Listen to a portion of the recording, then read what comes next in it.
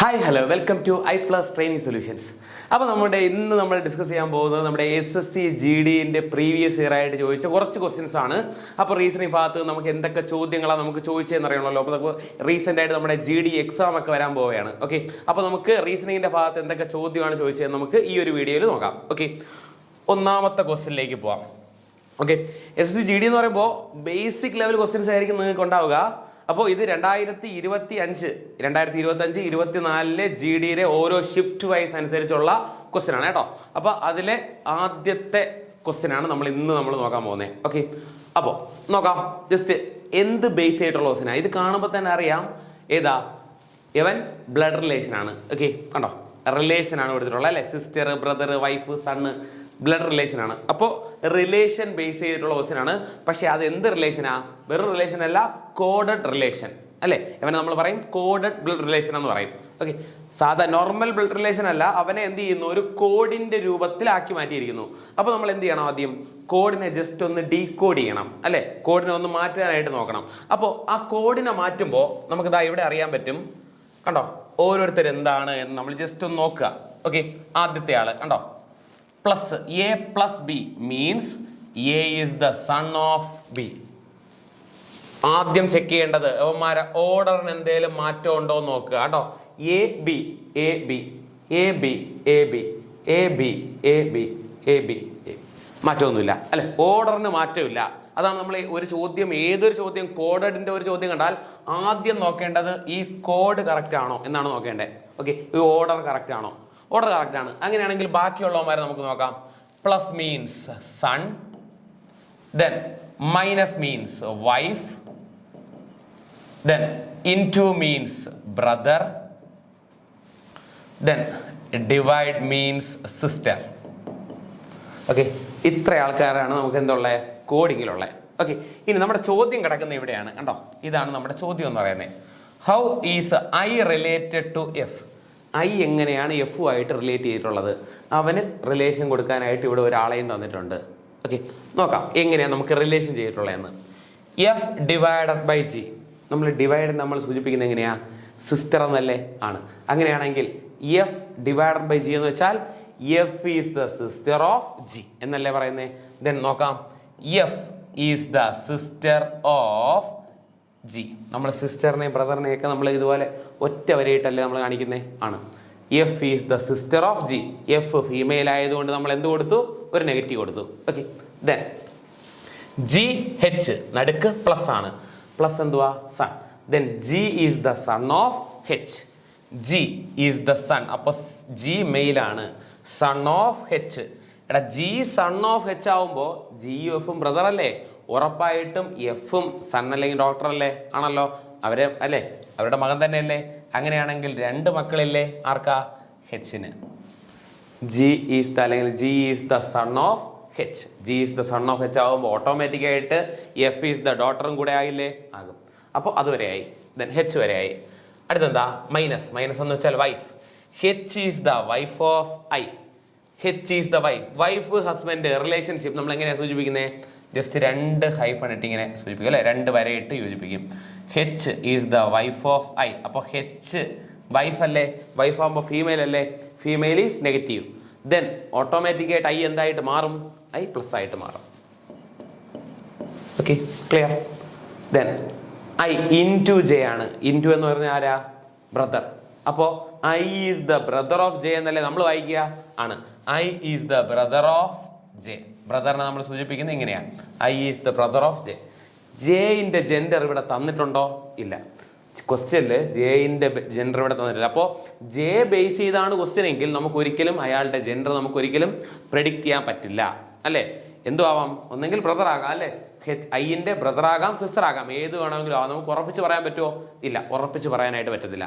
ബാക്കി എല്ലാവരുടെയും ജെൻഡർ നമുക്ക് കൃത്യമായിട്ട് കണ്ടുപിടിക്കാനായിട്ട് പറ്റും.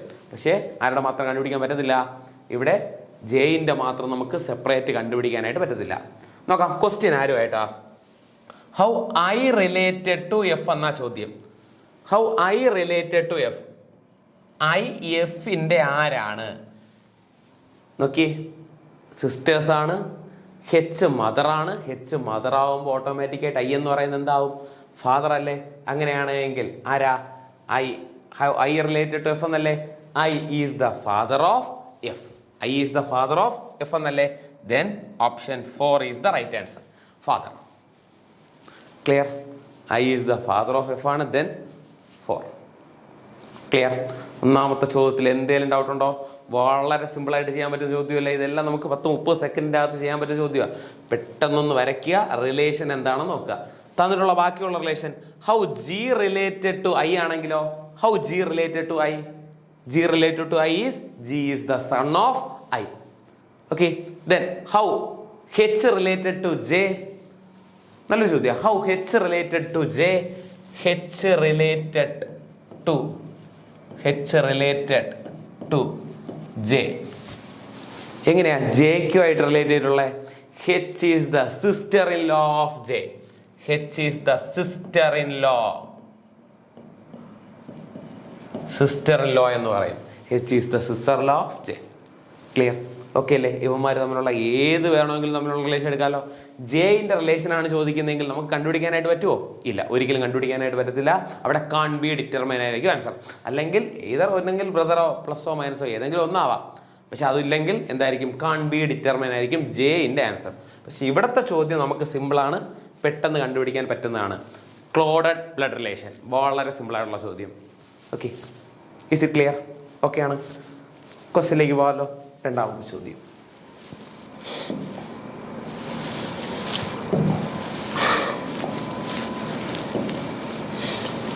Okay, question.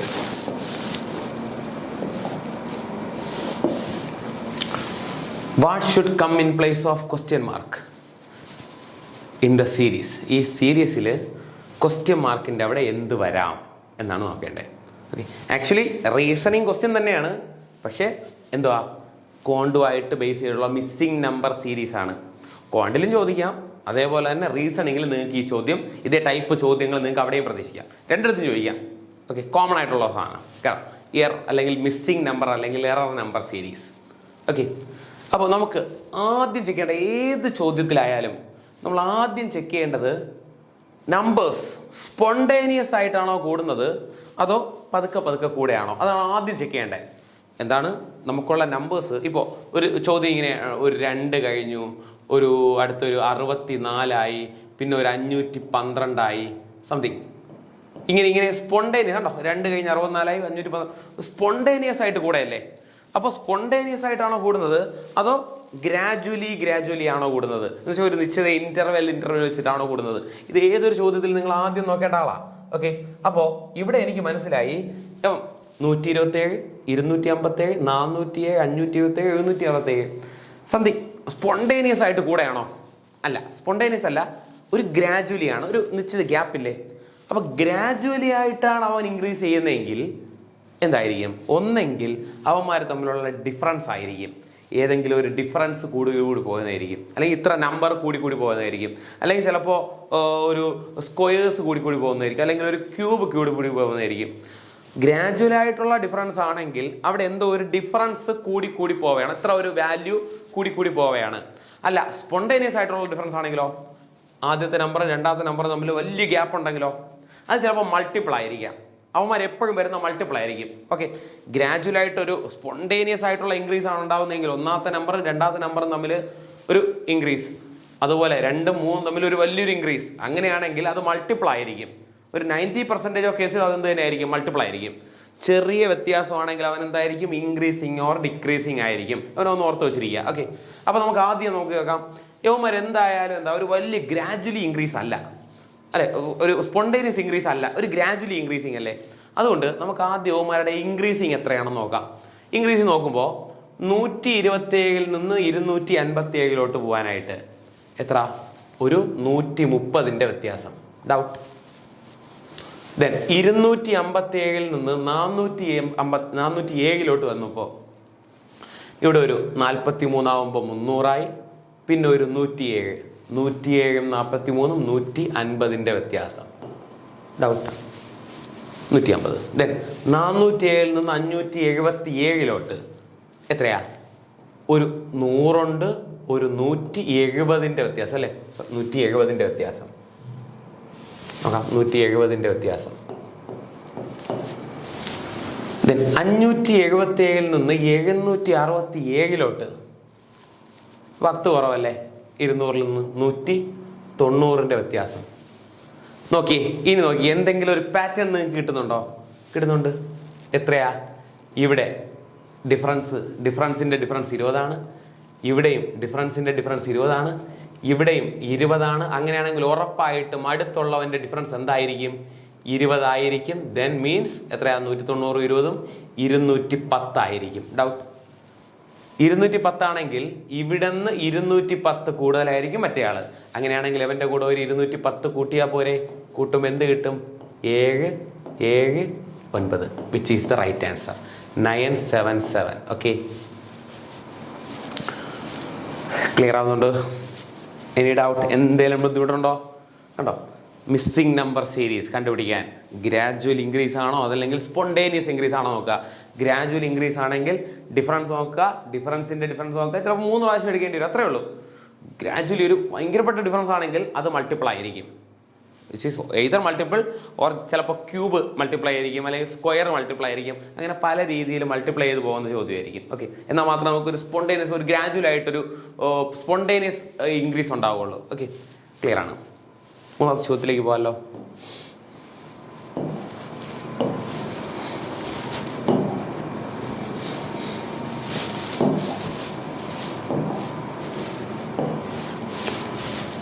Third question. Select the figure from among the given option that can replace the question mark in the following series. ഇതാണ് നമ്മുടെ സീരീസ് അല്ലേ? ഈ സീരീസിൽ ക്വസ്റ്റ്യൻ മാർക്കിൻ്റെ അവിടെ എന്ത് ഫിഗർ നമ്മൾ റീപ്ലേസ് ചെയ്യും എന്നതാണ് നമ്മൾ നോക്കേണ്ടത്. എങ്ങനെ നോക്കാം? അപ്പോൾ ക്വസ്റ്റ്യൻ്റെ പാറ്റേൺ ഒന്ന് നോക്കുക. ഓക്കെ, എന്ത് ബേസിസിലാണ് ഈ ക്വസ്റ്റ്യൻ പോയിരിക്കുന്നത് നമുക്കൊന്ന് നോക്കാം. ഓക്കെ ഓക്കെ ഇവിടെ നോക്കുമ്പോൾ ആദ്യം നമുക്ക് ഓരോ ലെറ്ററിൽ മാറ്റമുണ്ടോ? സ്റ്റാർ, ഡി, ജി, ഇത് കണ്ടോ, മാറ്റമൊന്നുമില്ല. എല്ലാവരും ഈ 4 ആൾക്കാരെയും അങ്ങോട്ടും ഇങ്ങോട്ടും അറേഞ്ച് ചെയ്ത് വെച്ചിരിക്കുക തന്നെയാണ്. ഓക്കെ, അപ്പോൾ ഇതിൽ ഡിക്ക് എന്ത് മാറ്റം ഉണ്ടായെന്ന് നോക്കാം.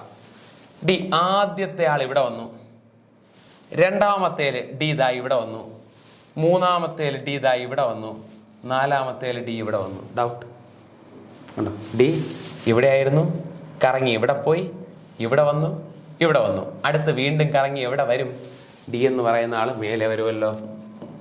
ഡി. ഓക്കെ, മേളിൽ ഡി ഉള്ള ഓപ്ഷൻ ഏതൊക്കെയാ? 1 ഉണ്ട്, 2 ഉണ്ട്. അങ്ങനെയാണെങ്കിൽ ഓട്ടോമാറ്റിക്കായിട്ട് 3ഉം 4ഉം നമുക്ക് കട്ട് ചെയ്ത് കളയാമല്ലോ.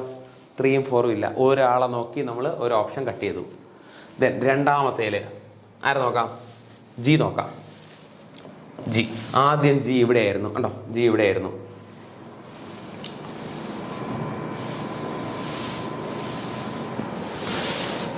ജി ആദ്യത്തേൽ ഇവിടെയാ. രണ്ടാമത് വരുമ്പോൾ ജി എങ്ങോട്ടാ പോയി? ജി ദാ ഇങ്ങോട്ട് പോയി, കണ്ടോ? ഒരു റൗണ്ട് ഇങ്ങോട്ട് താഴോട്ട് വന്നു. അടുത്തേൽ വന്നപ്പോൾ ജി ഇവിടെ വന്നു, ജി ഇവിടെ വന്നു, കണ്ടോ? കറങ്ങി ഇവിടെ എത്തി. അപ്പോൾ അടുത്ത് ഓട്ടോമാറ്റിക്കായിട്ട് ഇവിടെ വരുമല്ലോ. അങ്ങനെയാണെങ്കിൽ ആദ്യത്തേൽ ഇവിടെയാണ് ഡി, അടുത്ത് ഇവിടെ വരുമ്പോൾ ജി വരും. ദെൻ ജി, രണ്ടിടത്തും ജി ഉണ്ടല്ലോ, ജി ഉണ്ട്.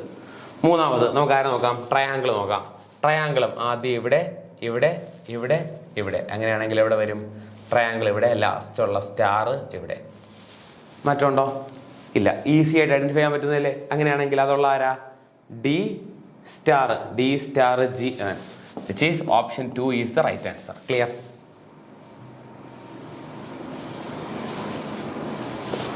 ഓക്കെ, ഈസി ആയിട്ട് ഐഡന്റിഫൈ ചെയ്യാൻ പറ്റിയില്ലേ അല്ലേ? Option 2 is the right answer. കണ്ടോ? ഇത്രേ ഉള്ളൂ. ജസ്റ്റ് അവന്മാരെ ഒന്ന് റൊട്ടേറ്റ് ചെയ്ത് നോക്കിയാൽ മതി. എത്ര പൊസിഷൻ വെച്ചാണ് ഓരോരുത്തരും ഓരോ എലമെന്റും റൊട്ടേറ്റ് ആകുന്നത് എന്ന് മാത്രം നോക്കിയാൽ മതി. നമുക്ക് എന്ത് കിട്ടും? ഈ പറയുന്ന ചോദ്യം, ഏത് ചോദ്യമായാലും നമുക്ക് കിട്ടും. Clear? Okay, next question.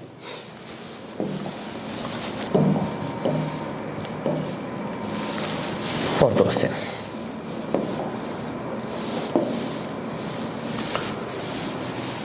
Then coding based question. Okay, coding based question വളരെ ഇമ്പോർട്ടൻ്റ് ആയിട്ടുള്ള ക്വസ്റ്റ്യൻ ആണ്. കോഡിംഗ് ബേസ്ഡ് ക്വസ്റ്റ്യൻ കാരണം നിങ്ങൾക്ക് ഏറ്റവും കൂടുതൽ മാർക്കിന് ചോദിക്കുന്നത് കോഡിംഗ് ബേസ്ഡ് ക്വസ്റ്റ്യനാണ്. ഒരു 2 3 അല്ലെങ്കിൽ 4 ചോദ്യം അടുപ്പിച്ച് നമുക്ക് എന്ത് കാണും?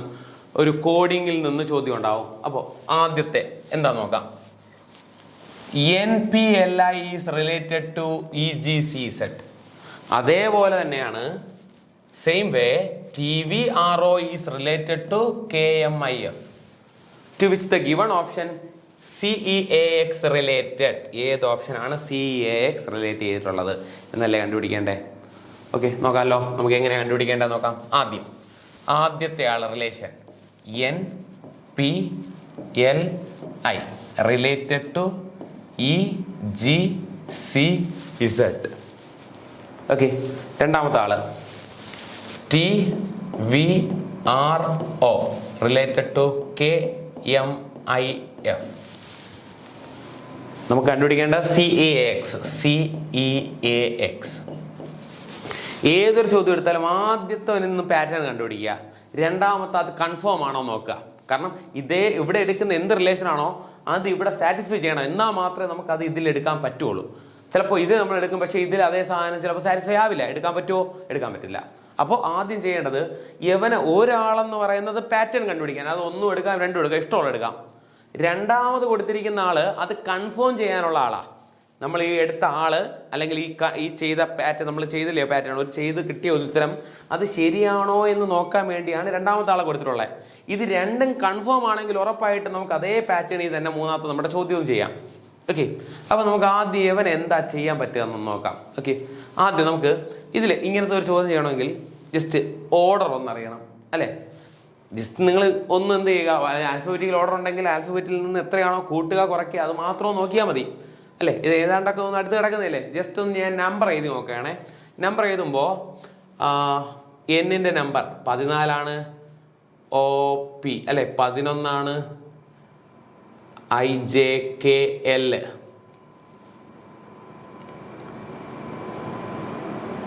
LMNO അല്ലെ, ദെൻ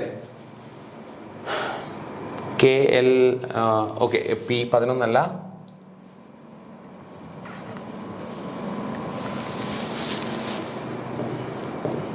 NOP, HIJ അല്ലേ, I 9 then E 5. Okay, E 5.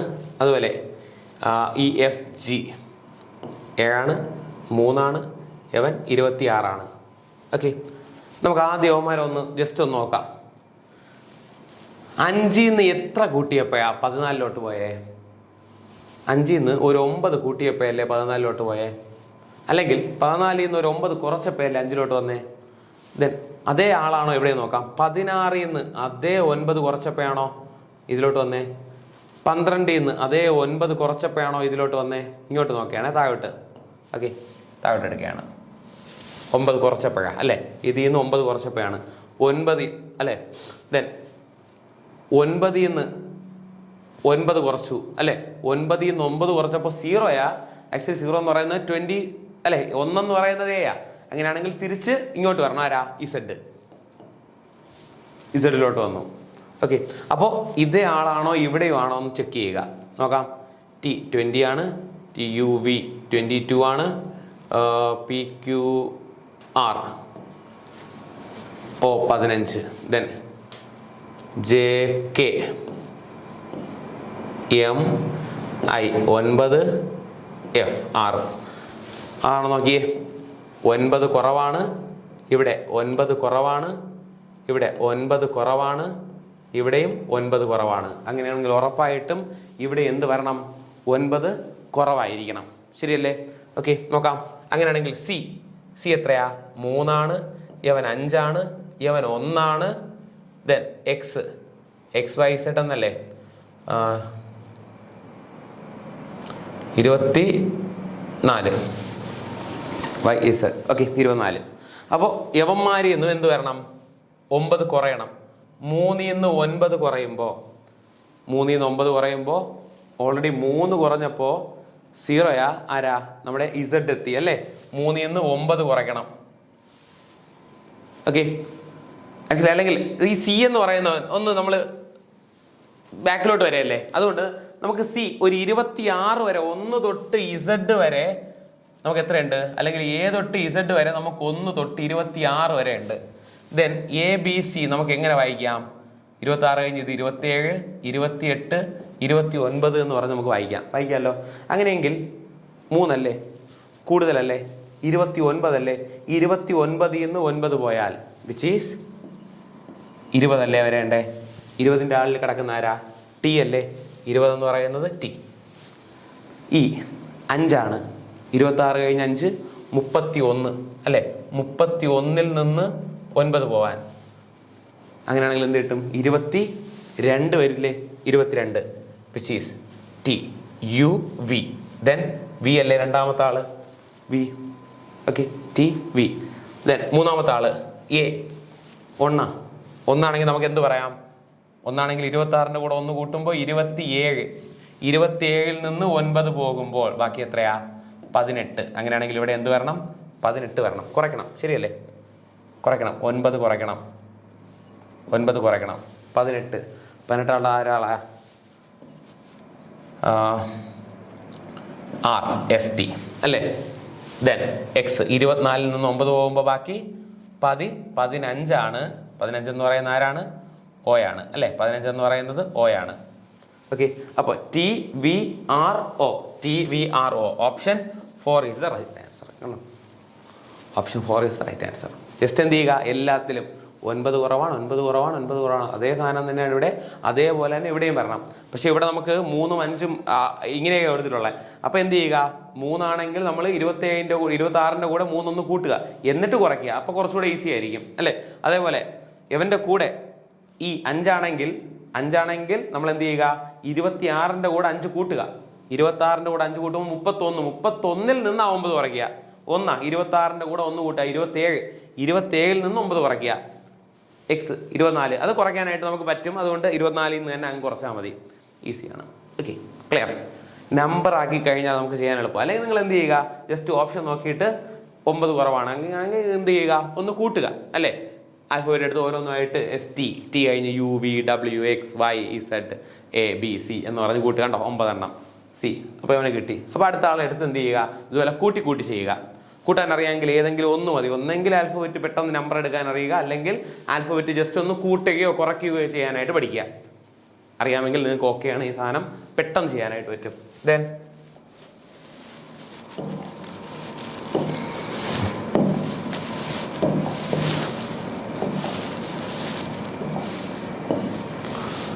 അഞ്ചാമത്തെ ചോദ്യം. ഓക്കെ, ക്വസ്റ്റ്യൻ വലുതാണെന്ന് കണ്ടിട്ട് പേടിക്കേണ്ട കാര്യമൊന്നുമില്ല. എന്ത് ബേസ്ഡ് ക്വസ്റ്റ്യനാ? ആക്ച്വലി ഇത് പസിൽ ബേസ്ഡ് ക്വസ്റ്റ്യനാ അല്ലേ. CDGHIKL മൊത്തം എത്ര ആൾക്കാരുണ്ട്? 1 2 3 4 5 6 7 7 ആൾക്കാരുണ്ട്. Sitting around a circular table facing centre. 7 ആൾക്കാർ ഒരു സർക്കുലാർ ടേബിളിൽ സെന്റർ ഫേസ് ചെയ്ത് ഇങ്ങനെ ഇരിക്കുകയാണ്. അങ്ങനെയാണെങ്കിൽ നമ്മൾ എന്ത് വരയ്ക്കും? ഒരു സർക്കിൾ വരയ്ക്കും. ക്വസ്റ്റ്യൻ ആദ്യത്തെ വരി കണ്ടപ്പോൾ ഞാൻ സർക്കിൾ വരച്ചു. മൊത്തം എത്ര ആൾക്കാരുണ്ട്? 7 ആൾക്കാരുണ്ട്. സിമെട്രിക്കിൻ്റെ ആവശ്യമുണ്ടോ? സിമെട്രിക്കിൻ്റെ ആവശ്യമില്ല. 7 ആൾക്കാർ എങ്ങനെയെങ്കിലും ഇരുന്നാൽ മതി. 1 2 3 4 5 6 7 7 ആൾക്കാർ എങ്ങനെയെങ്കിലും ഇരുന്നാൽ മതി, ഒരു കുഴപ്പമില്ല. സിമെട്രിക് ഇല്ല എങ്കിലും ഒരു പ്രശ്നമില്ല. Circular table facing the centre. Okay, only 3 people sit between I and L when counted from the left of I. ഐൻ്റെ ലെഫ്റ്റിലോട്ട് എണ്ണിയപ്പോൾ only 3 people sit between I and L. അപ്പോൾ ഞാൻ ഐനെ ഇവിടെ പ്ലേസ് ചെയ്യുകയാണ്. എല്ലാവരും സെൻറ്ററിലോട്ടല്ലേ ഇരിക്കുന്നത്? എല്ലാവരും centre. Only 3 people sit between I and L. ഐൻ്റെ എല്ലിൻ്റെ ഇടയിൽ 3 ആൾക്കാർ. അങ്ങനെയാണെങ്കിൽ 1 2 3 ആൾക്കാരുണ്ടെങ്കിൽ ഇവിടെ എല്ല് വരാം. അതുപോലെ 1 2 3 ഇവിടെയും എല്ല് വരാം. പക്ഷേ എവിടെ നിന്ന് എണ്ണണ്ടേ? ലെഫ്റ്റ് ഓഫ് ഐ എന്നാണ് പറയുന്നത്. ലെഫ്റ്റ് ഓഫ് ഐ ആണെങ്കിൽ ഉള്ളിലോട്ട് നോക്കിയിരിക്കുന്ന ഒരാൾ അല്ലേ, ഇൻസൈഡിലോട്ട് നോക്കിയിരിക്കുന്ന ആള്. ലെഫ്റ്റ് എന്ന് പറയുന്നത് ഇങ്ങനെയായിരിക്കും, റൈറ്റ് എന്ന് പറയുന്നത് ഇങ്ങനെയായിരിക്കും. ക്ലിയർ? ഇത് ലെഫ്റ്റ് ആയിരിക്കും, ഇത് റൈറ്റ് ആയിരിക്കും. ഓക്കെ, ഇനി തിരിച്ചാണ്. താഴോട്ട് നോക്കിയിരിക്കുന്ന ഒരാൾ ലെഫ്റ്റ് ഏതാ? ലെഫ്റ്റ് ഇങ്ങനെ ആയിരിക്കും, റൈറ്റ് ഇതായിരിക്കും. ശ്രദ്ധിക്കുക, അങ്ങോട്ട് നോക്കിയിരിക്കുന്ന ആളുടെ ലെഫ്റ്റും അതുപോലെ സൈഡ് ഇങ്ങനെ നോക്കിയിരിക്കുന്ന ആളാ. ലെഫ്റ്റ് ഏതായിരിക്കും? അയാളുടെ ലെഫ്റ്റ്. നമ്മൾ ഇങ്ങനെ നോക്കിയിരിക്കുന്നു, നമ്മുടെ ലെഫ്റ്റ് ഇങ്ങനെയാണ്, നമ്മുടെ റൈറ്റ് ഇങ്ങനെയാണ് അല്ലേ. ഇതാണ് ലെഫ്റ്റ്, ഇതാണ് റൈറ്റ്. അപ്പോൾ യവന്മാരെ അതുപോലെ തിരിച്ച് ഈ ഡയറക്ഷനിൽ നോക്കിയിരിക്കുകയാണ്. ലെഫ്റ്റ് ഏത് റൈറ്റ് ഏത്? ഇതാണ് ലെഫ്റ്റ്, ഇങ്ങനെ പോകുന്നതാണ് റൈറ്റ്. ഏത് ഡയറക്ഷൻ ആയാലും എടുക്കാൻ പറ്റണം അല്ലേ? ലെഫ്റ്റ് റൈറ്റ് എങ്ങനെ തിരിഞ്ഞ് കഴിഞ്ഞാലും നമ്മുടെ ലെഫ്റ്റ് നമ്മുടെ റൈറ്റ് എടുക്കാനായിട്ട് അറിയണം. Okay,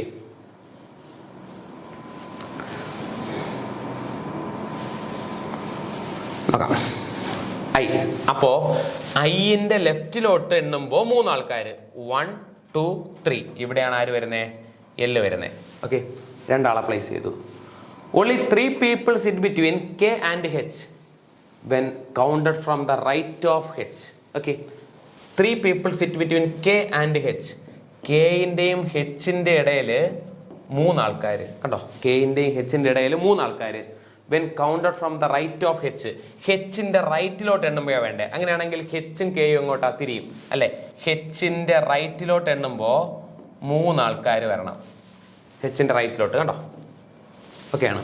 then C sits to the immediate right of K.